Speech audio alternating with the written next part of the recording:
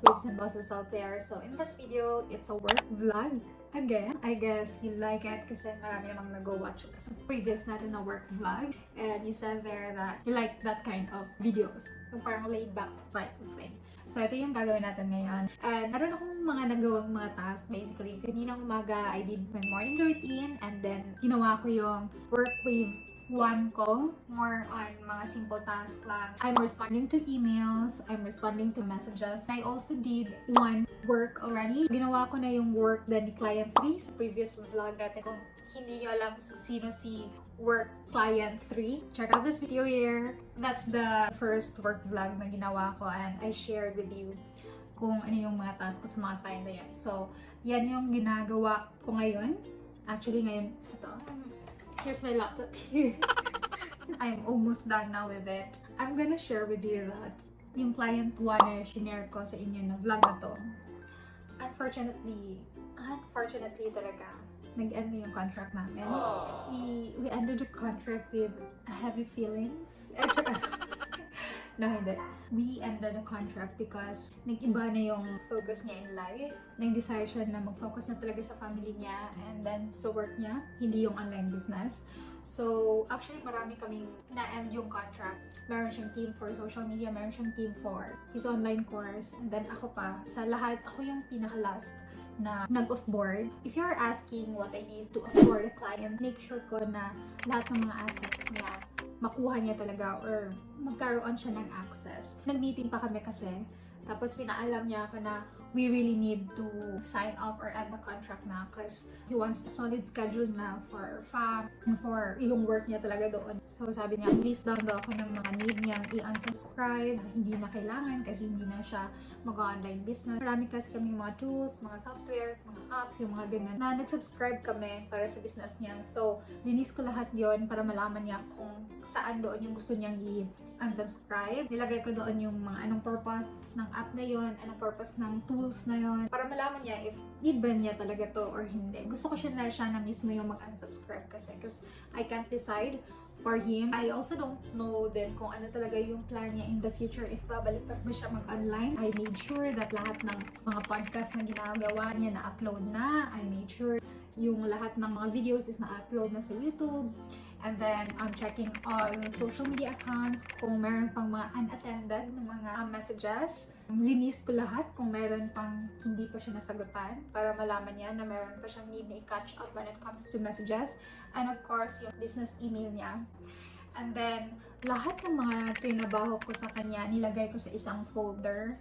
And then, all the passwords, I made sure na meron siyang nakashare sa kanyang last pass as well.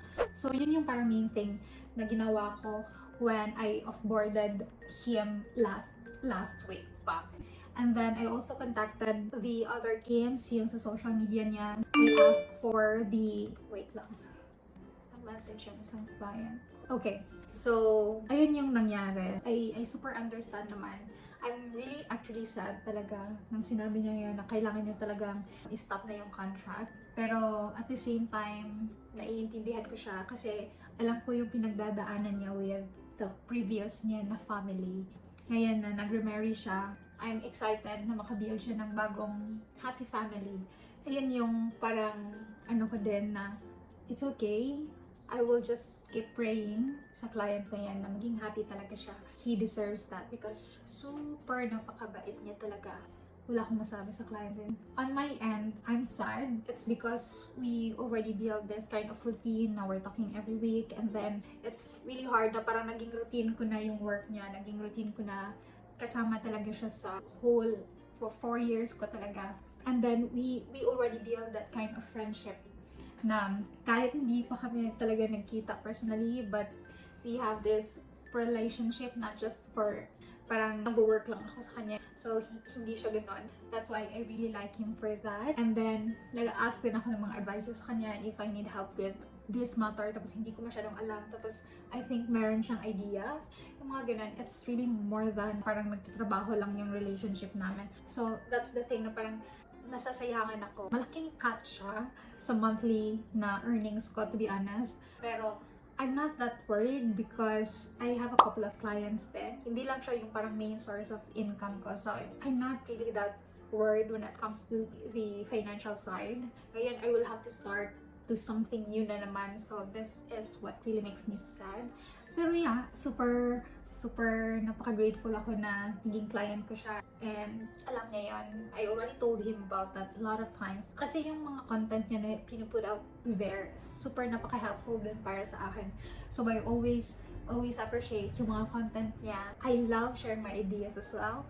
I love sharing my feedback as well sa kanya. Yan yung mga things na for sure mamimiss ko. Actually, itong pagkawala ng client na to, it's just parang easy na lang for me to let go. Hindi ko talaga malilimutan yung mga previous na mga clients ko na grabe yung iniyak pa ako pag nag-end yung contract. Ang dali ko kasi ma-attach when it comes to work, especially if naging part siya ng routine. It's really hard to detach yourself. Yung parang, oh my God, wala na ito na clients. Yung parang ganun, hindi na mag-work na to. Yung parang ganun. So, it's really hard for me to do that, to be honest. I can remember yung first client ko talaga sa social media. We're working for 4 years, I guess. 4 years or 5 years then ko siya na client. Then, malaki na yung followers niya sa page niya. Binanta niya yung page. So, super sad ako kasi parang binuhos ko yung mga effort, yung parang ganun. And that is also the main reason why nagkaroon ako ng interest sa mga dogs. Kasi kung ano yung binu-work mo, basically yun din yung magiging love mo eh. That page is for mga Labrador. So gusto ko na din magkaroon ng Labrador nun. Sobrang iyak ako nun. I can't imagine kung gaano kasakit sa akin yan. It's not just really about the money. It's really more on the relationship that you've built to your client talaga.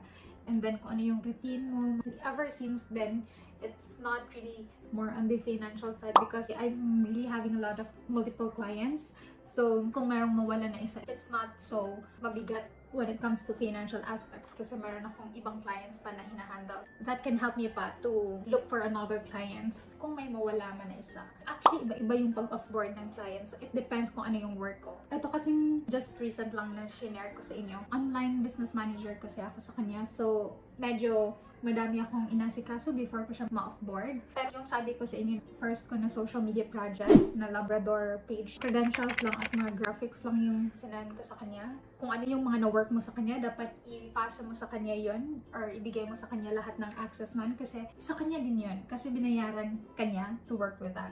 So, basically, yun yung gagawin mo. Always give all the credentials, yung mga login details, balik mo agad sa kanya. And then, maybe you can remind that client if need niya mag-change ng password. Ako, remind ko din yung client ko na mag-change ka sa lahat ng password. Kasi basically, yung team niya din na iba, social media, and then yung sa e-course niya is meron ding access sa some of his social media sites and other assets, no? When you offboard clients, it depends lang kung ano yung work mo sa kanya. Just make sure na you don't leave your clients hanging. Actually, meron din akong mga clients. To be honest, this is not good. Pero I will share to you na nangyari din sa akin to na I'm leaving the client hanging because I don't have choice. Very toxic yung client. Kasi nagma-micromanage. Ayoko talaga nagma-micromanage. Always siyang nag-a-ask sa akin, ano ba daw yung ginagawa ko for the whole day?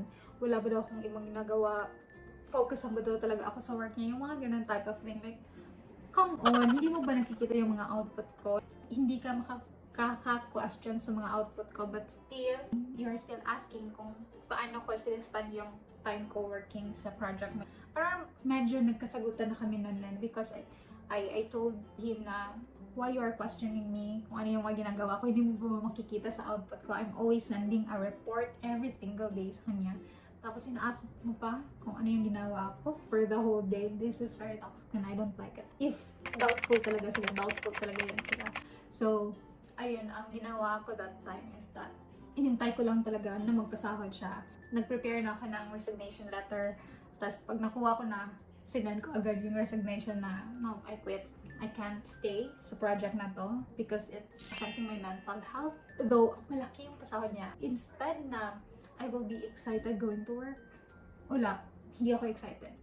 And parang always fear yung nafe-feel ko every time I go do the work. So kahit pa binibilisan ko talaga lahat yung mga task ko kasi gusto ko makita niya na I'm really productive and marami akong nagagawa sa isang araw yung mga ganun. Pero wala eh. Always pa rin niya akong ina-ask. Always pa rin siyang nag-doubt. Pero to be honest, hindi lang sa akin. Sa lahat ng team. He hired 4 mga Pinoys. Pero yung isa tinanggal niya agad kasi parang na-late ata. Hindi ko na ma-remember kasi matagal na yun. Tapos after nun, tinanggal na naman yung isa. So, dalawa na lang kami. After nung sa dalawa na kami, parang nag-iisip na talaga ako na, okay, I can't. Though malaki ang sahod na to, parang I can't stay with this because I cannot work, I cannot live my life. Parang magkakasakit ako. And always na akong nag-a-ask sa kasama ko kasi dalawa na lang kami. If meron ba siyang plan na mag-end na sa contract sa client. Pero sabi niya na hindi daw kasi yun lang yung work niya as of now. So sa akin, though it will really help my financial kasi malaki yung pasahod niya. I told myself na it's okay. Sometimes money doesn't matter anymore. Especially if it's already affecting your mental health. Nag-take risk ako and inan ko talaga yung contract after kong ma-receive yung money. And then wala na siyang nagawa. He said that he's very disappointed with me. Parang liniv hanging kasi talaga yung nangyari. Please don't do that. But if your work nagkakos na ng anxiety sa inyo or depression sa inyo or burnout, something like that, talk to your boss. Sa akin, hindi na madala kahit ano ko eh. Hindi talaga eh. And then, it's just so funny kasi recently lang, nag-message siya sa akin sa LinkedIn. Kasi friends in connection kami sa LinkedIn. Nag-message siya na need daw niya ng someone for his business. Tapos nag-message siya sa akin ng November 30, 2021. And nag-ask siya for my availability. Hindi ko na siya na-replyan. Because now, I will not be dealing with any toxic na sa buhay ko. Pero, we're good na. Actually, I think we're good na kasi nagko-communicate na siya sa akin kahit yun yung nangyari.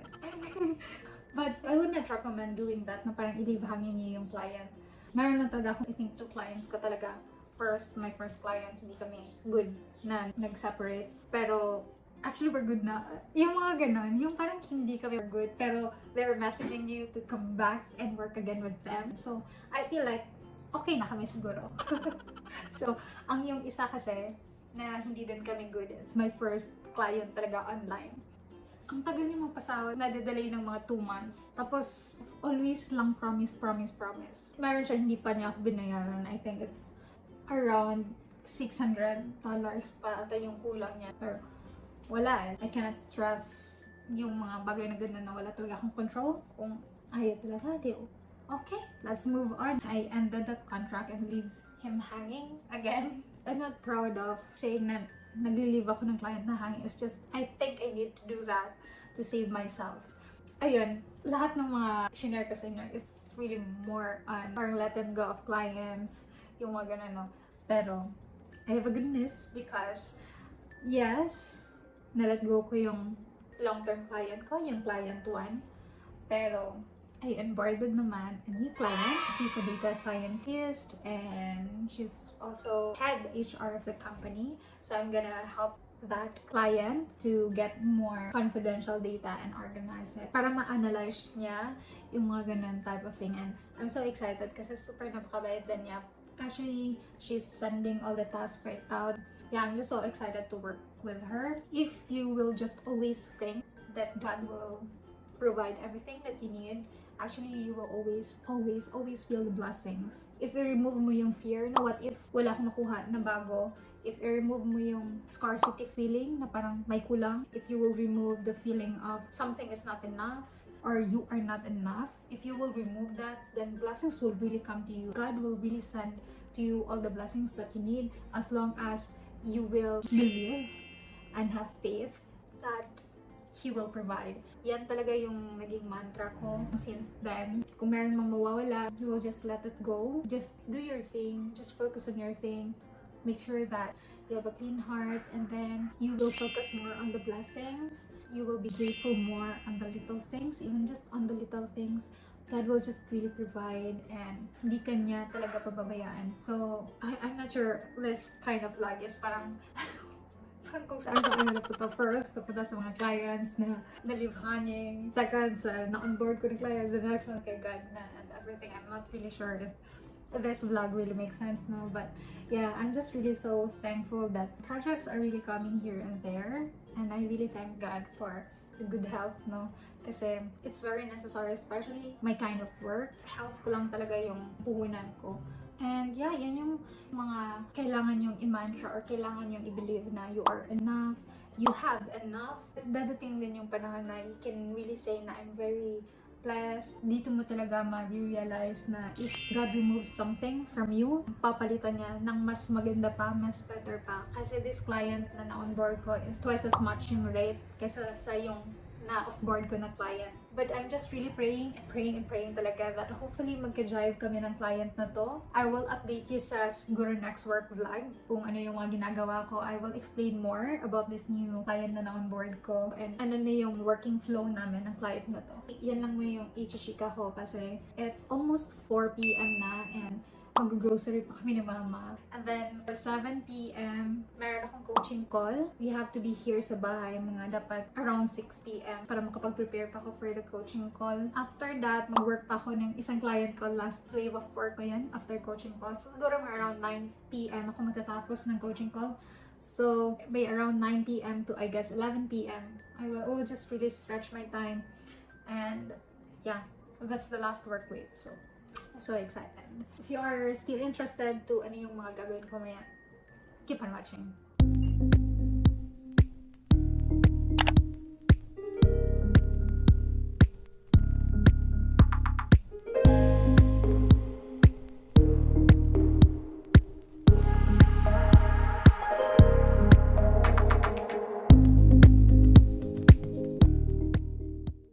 So, I'm back.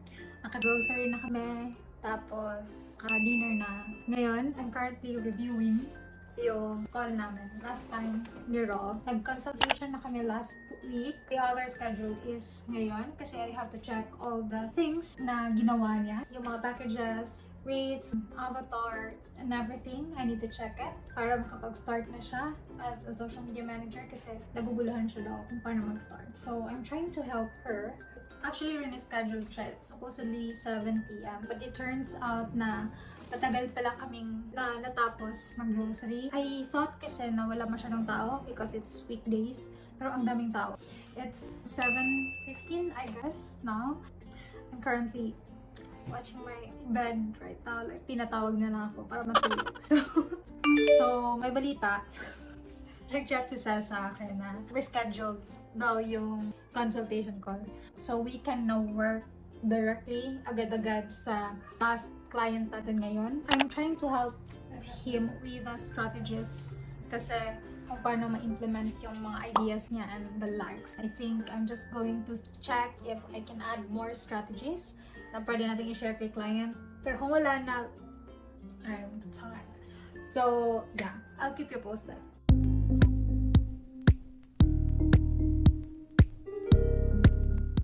So, I guess I'm already done. I think sa work vlog 1 natin, yung before na vlog, client 2 to siya. Si client number 2. So, konti lang yung na-work ko sa kanya. It's because wala pa siyang nilagay na feedback sa kung ano yung nagawa ko yesterday. So, I need a feedback before I can really proceed. Meron lang akong nilagdag na konti.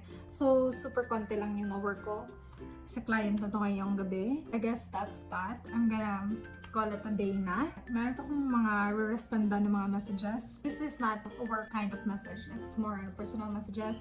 So, yeah. It's already 9:43 right now while I'm filming this. So, I guess we're good. We're good. Productive. Very productive and very tired. Exhausting. But it's okay as long as I'm very fulfilled tayo sa araw natin. Let me know if you have any more questions when it comes to offboarding and onboarding new clients. If you are interested to know more about that, comment it below. So yeah, before I'm going to end this video, I would like to flex the works of my boss babes and bosses inside my group. Check this out.